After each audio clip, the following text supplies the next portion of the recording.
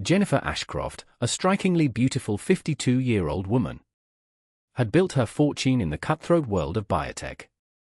Her company was at the forefront of brain interface technology, and Jennifer was known for her razor-sharp intellect and unyielding determination. She moved through life with the confidence of someone who always got what she wanted, whether in the boardroom or the bedroom. A 20-year-old Ryan Breslin, with his brooding good looks, seemed an unlikely match for the poised and polished Jennifer. A college dropout with a troubled past, Ryan had drifted through a series of dead-end jobs before a chance encounter with Jennifer changed the trajectory of his life. Their relationship, while unconventional, appeared to offer both parties what they desired. For Jennifer, a vibrant young companion to stave off loneliness. And for Ryan, financial security and a taste of luxury he had never known. For nearly a year, their arrangement flourished in the shadows of Riverton. But as summer gave way to autumn, a shift in their delicate dynamic would set in motion. A chain of events that would end in bloodshed, leaving the community to grapple with the dark undercurrents that had been flowing beneath its pristine surface all along. Jennifer Ashcroft's path to wealth and power began in the middle-class suburbs of Boston. Born to a high school chemistry teacher and a librarian, young Jennifer showed an early aptitude for science and an insatiable curiosity about the human mind. Her parents, recognizing her potential, scrimped and saved to provide her with every educational opportunity they could afford. At 16, Jennifer's life took a dramatic turn when her science fair project on neurotransmitters caught the eye of a visiting professor from MIT. Impressed by her precocious talent, he became her mentor, guiding her through accelerated studies and into the prestigious neuroscience program at MIT. It was here that Jennifer's ambition truly took flight. During her graduate studies, Jennifer's research into neural plasticity attracted the attention of several biotech startups. By 25, she had secured her first patent. A fledgling company working on brain-computer interfaces under Jennifer's leadership. The company flourished, its stock price soaring as breakthroughs in the technology made headlines. With each success, Jennifer's wealth and influence grew. But so did her reputation for ruthlessness. Former colleagues spoke in hushed tones of her ability to charm and manipulate, to identify weaknesses and exploit them mercilessly. Jennifer's personal life was marked by a series of short-lived marriages, each ending as her partners found themselves unable to compete with her true passion, her work. Her first husband, a fellow researcher she met at MIT, lasted 3 years before filing for divorce, citing emotional neglect. The second, a charming venture capitalist, made it to year 5 before Jennifer's suspicions of his infidelity led to an acrimonious split. After her third divorce at 48, from a younger art dealer who claimed she had become obsessively controlling, Jennifer swore off traditional relationships. Instead, she began to seek out the company of much younger men, drawn to their vitality and the uncomplicated nature of purely transactional arrangements. It was a lifestyle that suited her, allowing her to maintain control while satisfying her needs for companionship and physical intimacy. Yet as Jennifer approached her 50s, a creeping sense of loneliness began to nod her. It was this vulnerability, carefully hidden beneath her polished exterior, that would leave her susceptible to the intoxicating allure of Ryan Breslin and the destructive jealousy that would follow. Ryan Breslin's early life stood in stark contrast to Jennifer's, born in a small town in rural Pennsylvania. Ryan was the youngest of 4 children and a family perpetually teetering on the edge of poverty. His father, a long-haul trucker with a penchant for alcohol, was rarely home. His mother, overwhelmed and battling depression, struggled to keep the family afloat. From a young age, Ryan learned to fend for himself. Fleshed with good looks and natural charm, he discovered early on that these attributes could be leveraged to his advantage. By high school, Ryan had perfected the art of getting by with minimal effort, relying on his charisma to smooth over his academic shortcomings and disciplinary issues. Despite his lackluster academic performance, Ryan sat Scores were surprisingly high, hinting at an intelligence he rarely applied to his studies. This, combined with his prowess on the basketball court, earned him a scholarship to a small liberal arts college in Philadelphia. However, the freedom of college life proved too tempting for Ryan. Away from the watchful eyes of his family and high school teachers, he fell in with a party crowd. His grades plummeted, and by the end of his freshman year, Ryan had lost his scholarship. Too ashamed to return home, he decided to stay in Philadelphia, bouncing between low-wage jobs and crashing on friends' couches. It was during this aimless period that Ryan's path intersected with Jennifer's, working as a barista in an upscale cafe frequented by business executives. Ryan caught Jennifer's eye one rainy Tuesday morning. She was struck by his easy smile and the hint of vulnerability behind his confident demeanor. For Ryan, Jennifer represented everything he thought he wanted: sophistication, success, and the promise of a life far removed from his humble beginnings. Their initial flirtation quickly evolved into something more. Jennifer, intrigued by Ryan's raw potential and eager to shape him into her ideal companion, offered him a proposition. She would provide him with financial support, introduce him to her world of luxury and refinement in exchange for his exclusive companionship. For Ryan, faced with mounting debts and dwindling prospects, the offer seemed too good to refuse. Seizing the opportunity, Jennifer invited him as her guest, her tone making it clear that this was more than a casual invitation.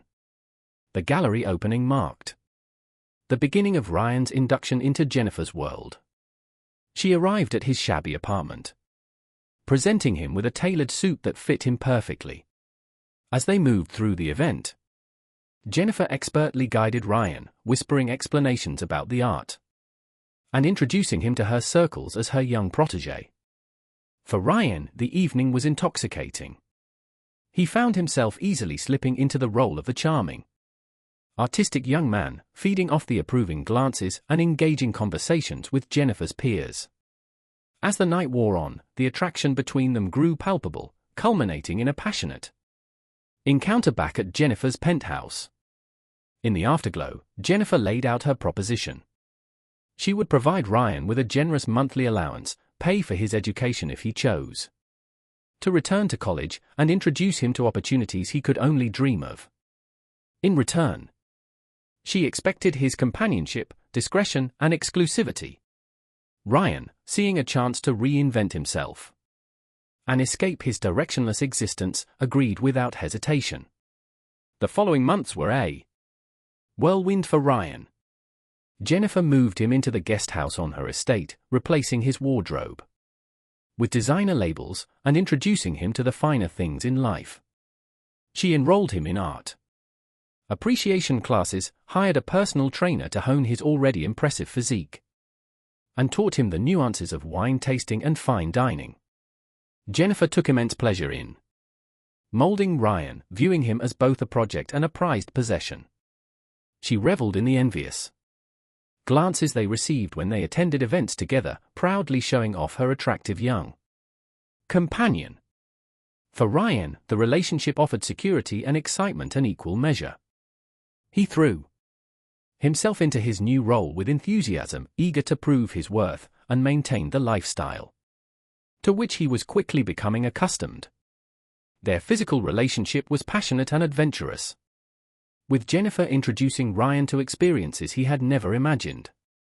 She pushed his boundaries, always maintaining control, a dynamic that spilled over into other aspects of their relationship. As summer turned to fall, Jennifer and Ryan settled into a rhythm of lavish vacations, social events, and intimate evenings at home. To the outside world, they appeared to be an unconventional but happy couple. However, beneath the surface, the seeds of codependency and obsession were taking root, setting the stage for the turmoil that was to come. The delicate balance of Jennifer and Ryan's relationship began to shift with the arrival of Aria Thornton, a 20-year-old art history major at the local university. Aria entered their lives innocuously enough, as a part-time docent at the Museum of Modern Art. Ryan first encountered Aria during one of his frequent visits to the museum. a habit encouraged by Jennifer to further his art education. Arya was leading a tour group, her passion for the artwork evident in her animated descriptions. An insightful commentary. Ryan found himself drawn to her enthusiasm, so different from Jennifer's. Calculated appreciation of art as a status symbol.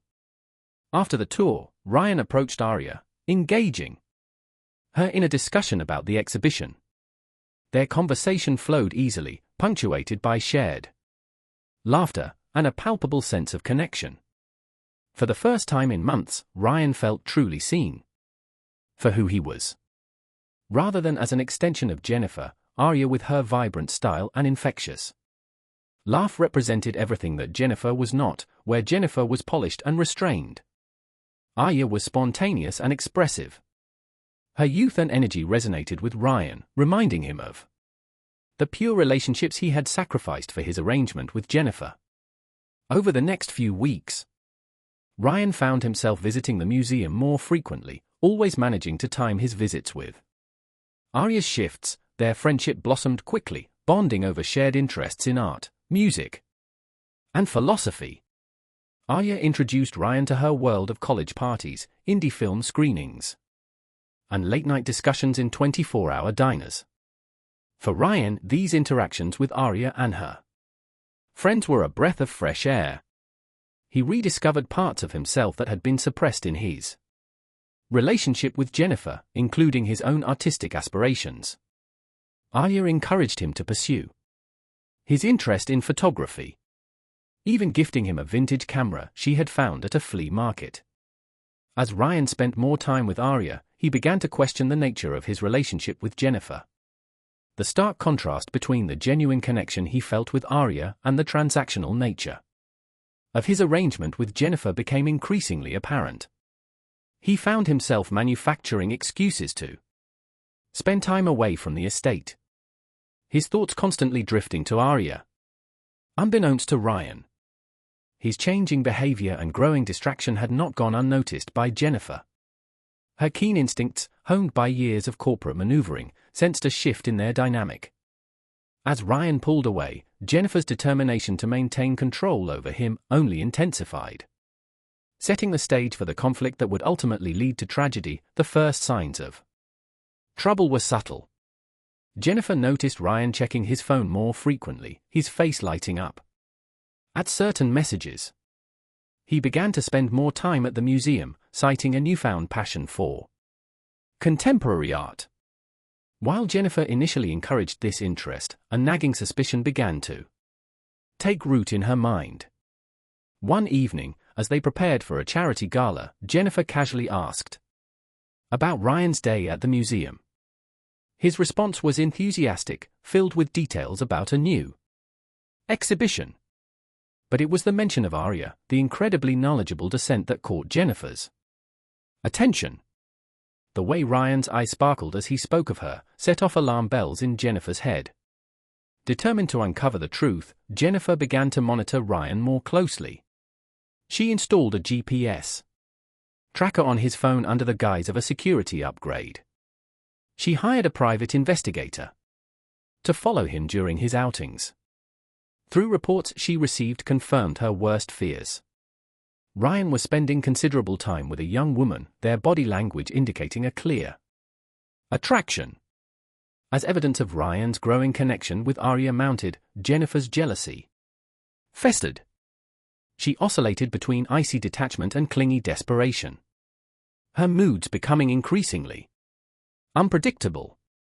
One moment she would shower Ryan with expensive gifts. The next, she would subject him to passive-aggressive comments and veiled threats. Jennifer's behavior began to affect her professional life as well. She became distracted during important meetings, snapping at employees for minor infractions. Her assistant noticed an increase in her alcohol consumption, often finding empty wine bottles in her office trash, unable to contain her suspicions any longer. Jennifer confronted Ryan after a particularly late night out. She demanded to know where he had been, accusing him of betraying her trust. Ryan, caught off guard, attempted to downplay his friendship with Arya, insisting that Jennifer was overreacting. The argument escalated quickly, with Jennifer reminding Ryan of everything she had done for him and insinuating that he owed her his loyalty. This confrontation marked a turning point in their relationship. Ryan, feeling trapped and resentful of Jennifer's possessiveness, began to withdraw further. He became more guarded with his phone, careful not to mention Aria, and invented elaborate excuses for his absences. Jennifer, driven by her growing paranoia, intensified her efforts to control Ryan. She insisted on accompanying him to art events. Her possessive body language sending a clear message to anyone who approached them.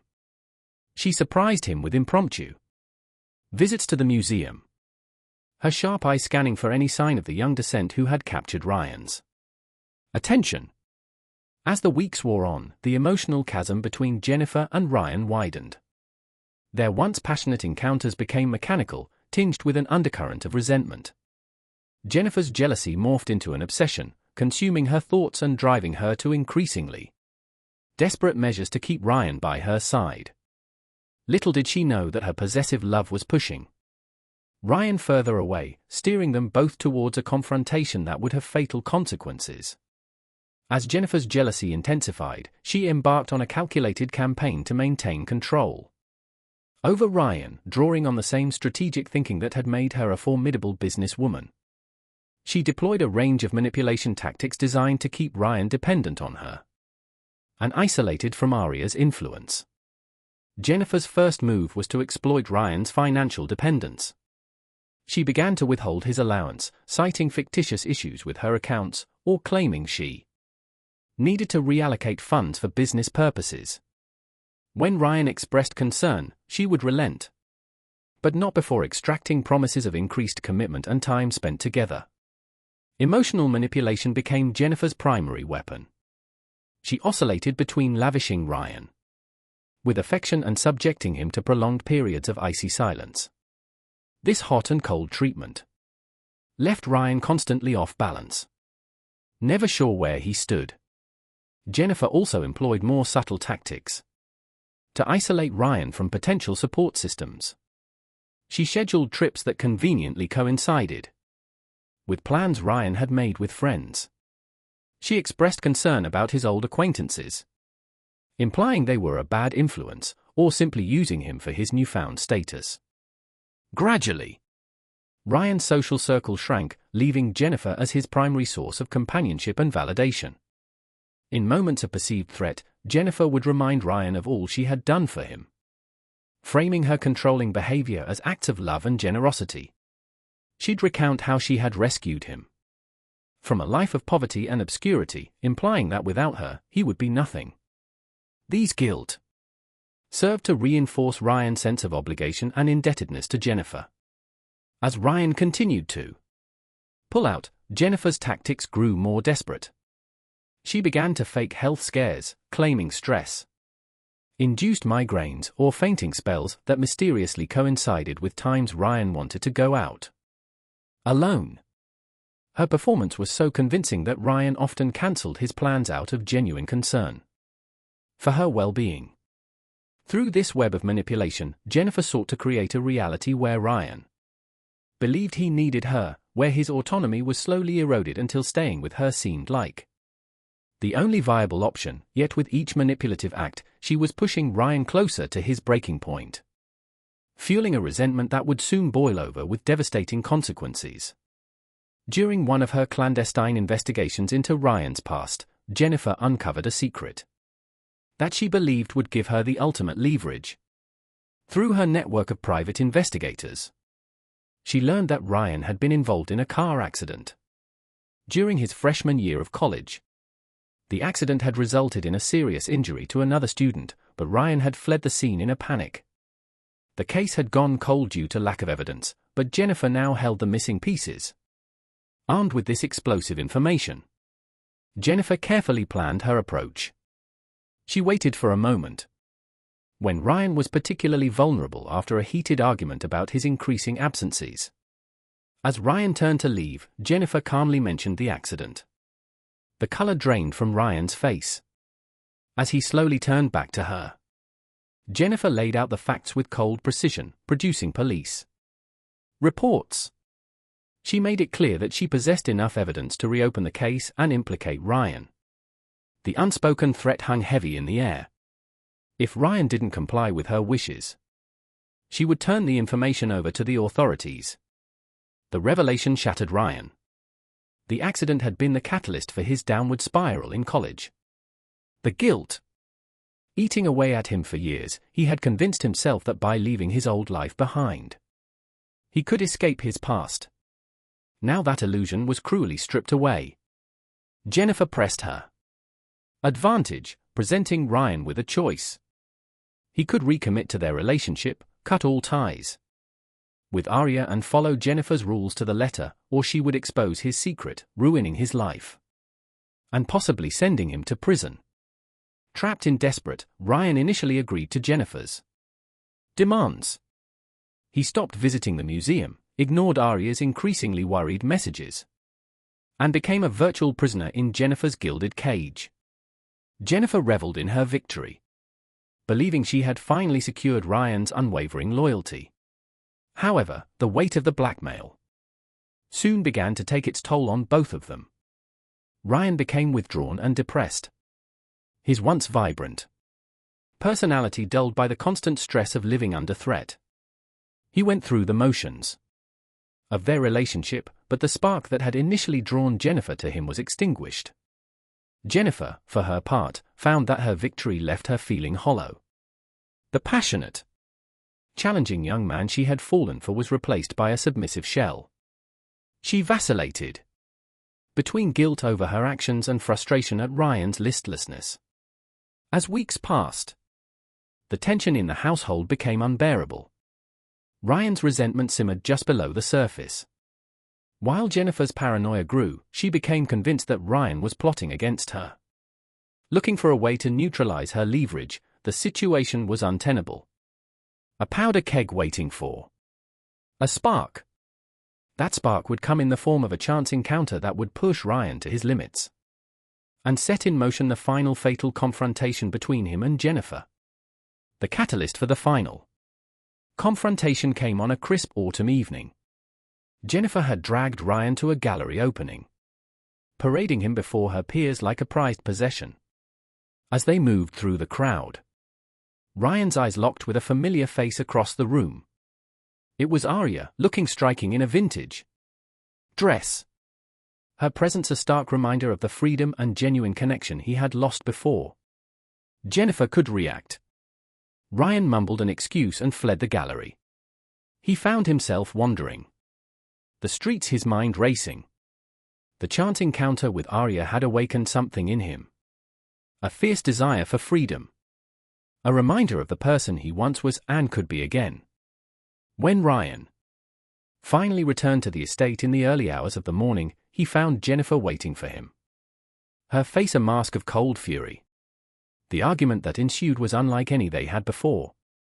Ryan, emboldened by his realization and no longer willing to be controlled, confronted Jennifer about her manipulation and blackmail. Jennifer, sensing she was losing her grip on Ryan, resorted to her final play. She reminded him of the evidence she held, threatening not only to expose his past, but to use her influence to destroy any future he might hope to have. She painted a vivid picture of the ruin that awaited him if he dared to leave her, but instead of cowing Ryan, her threats only served to strengthen his resolve. In a moment of clarity, he realized that no future with Jennifer, no matter how luxurious, was worth the price of his soul. With a calmness that belied the turmoil within him, Ryan told Jennifer that he was leaving, regardless of the consequences. Jennifer, faced with the reality of losing Ryan despite her best efforts, snapped. What happened next would shock the community and change both their lives forever. As Ryan turned to leave, Jennifer's composure shattered completely. With a primal scream of rage and desperation, she lunged at him, her manicured nails raking across his face. Ryan, caught off guard by the sudden violence, stumbled backward, knocking over an antique vase that shattered on the marble floor. The sound of breaking porcelain seemed to push Jennifer further into a frenzy. She grabbed a heavy crystal decanter from the bar cart and swung it at Ryan's head. He ducked, the decanter missing him by inches and smashing against the wall, showering them both with glass and expensive scotch. Ryan, realizing the gravity of the situation, tried to restrain Jennifer, pleading with her to calm down. But Jennifer was beyond reason. She clawed at him, kicking and screaming incoherently about betrayal and ingratitude. In the struggle, they careened into Jennifer's prized art collection, paintings crashing to the floor around them. As they grappled, Jennifer's hand closed around a letter opener on her desk, a wicked ornate thing that was more weapon than office tool. She plunged it toward Ryan's chest. He managed to deflect the blow, but the blade sliced deeply into his arm, drawing a spray of blood. The sight of blood seemed to momentarily snap Jennifer back to reality. She staggered back, the letter opener falling from her suddenly nervous fingers. Ryan, clutching his bleeding arm, saw an opportunity to escape and made a dash for the door. But Jennifer, in a final desperate act, grabbed his injured arm, yanking him back with surprising strength. Ryan, acting on pure instinct and adrenaline, shoved her away hard. Jennifer stumbled backward, her heel catching on the rug. Time seemed to slow as she fell, her head striking the corner of the heavy marble fireplace with a sickening crack. Jennifer crumpled to the floor, a pool of blood quickly spreading beneath her hair. Ryan stood frozen, his mind struggling to process what had just happened. The room, so recently a scene of chaos, was suddenly terribly still. With trembling hands, Ryan checked for a pulse, finding none. The realization hit him like a physical blow. Jennifer was dead, and his life as he knew it was over. In a daze, he stumbled out of the house into the cool night air, leaving behind a scene of destruction that would soon become the center of a sensational investigation. The grisly discovery was made by Jennifer's housekeeper, Elodia Ramirez, early the next morning. Her screams upon finding her employer's lifeless body shattered the tranquil morning silence of Riverton, bringing neighbors running and prompting a flurry of calls to 911. Detective Lydia Blackwell, a veteran of the Riverton Police Department's Homicide Division, arrived at the scene within the hour. The opulent living room, now a tableau of violence, told a story of a fierce struggle. Broken glass crunched under her feet as she made her initial survey, noting the overturned furniture, shattered artifacts, and the smears of blood that led to Jennifer's body by the fireplace. As crime scene technicians swarmed the house, Detective Blackwell began piecing together the events of a previous night. Security camera footage showed Ryan fleeing the premises in the early hours of the morning, his shirt stained with blood. His swift disappearance made him the prime suspect, and an all-points bulletin was issued for his arrest. As the investigation progressed, a more complex picture began to emerge. Interviews with staff and acquaintances revealed the tumultuous nature of Jennifer and Ryan's relationship. Several witnesses reported hearing frequent arguments and expressed concern about Jennifer's increasingly erratic behavior. A breakthrough came when detectives discovered Jennifer's hidden files detailing her investigation into Ryan's past. The evidence of blackmail added a new dimension to the case, suggesting that Ryan might have been acting in desperation rather than cold-blooded murder. Meanwhile, Ryan remained at large. Sightings were reported across the state, but he managed to elude capture. The turning point in the investigation came from an unexpected source. Aria Thornton, racked with guilt over her role in the events, came forward with crucial information. She provided investigators with text messages and voicemails from Ryan, documenting Jennifer's escalating behavior and his growing fear. Aria's testimony painted a picture of Ryan as a victim of manipulation and abuse, trapped in a gilded cage by Jennifer's wealth and threats.